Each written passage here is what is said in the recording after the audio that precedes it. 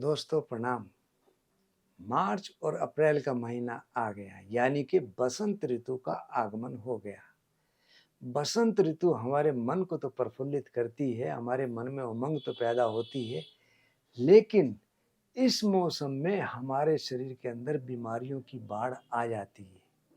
क्या कभी आपने सोचा है कि ऐसा अक्सर क्यों होता है? खांसी, जुकाम, बुखार इत्यादि हमको बहुत ज़्यादा सताते हैं, शरीर में आलस भरने लगता है। इसका कारण क्या है?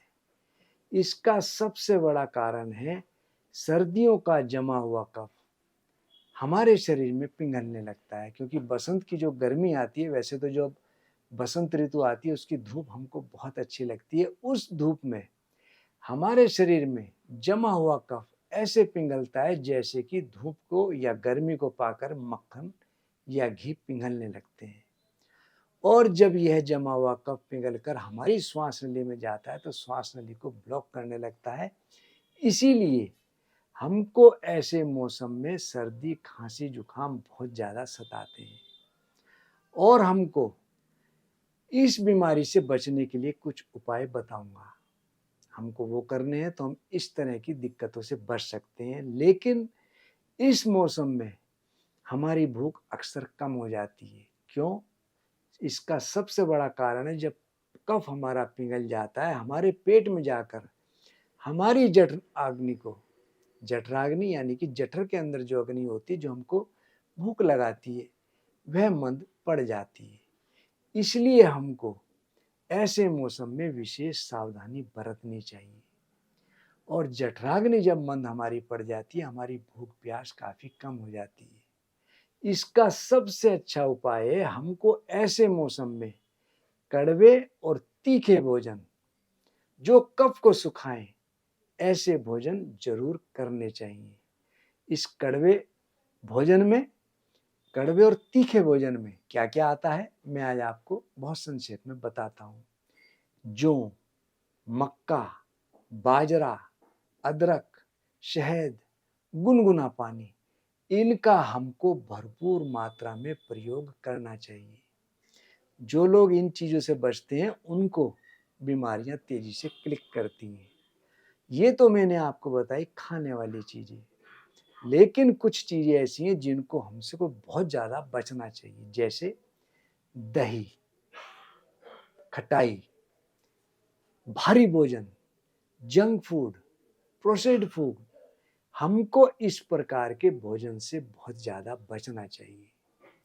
अपनी जीवन शैली में हमको कुछ सुधार करने चाहिए, जैसे प्रातःकाल हमको गुनगुने पानी में शहद मिलाकर सेवन करना चाहिए। जो लोग डायबिटिक हैं वो शहद ना मिलाएं और खाली गुनगुना पानी सेवन करें।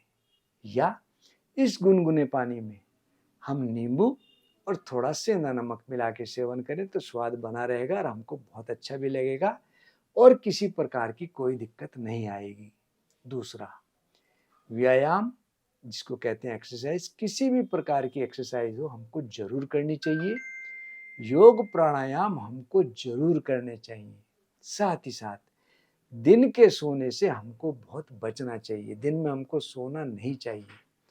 और हमेशा स्नान हमेशा गुनगुने पानी से ही हमको करना चाहिए। बहुत ठंडे पानी से यदि हम स्नान करें तो हमको नुकसान के चांस रहते हैं। तो गुनगुना पानी पीना है, गुनगुने पानी से ही हमको स्नान करना है।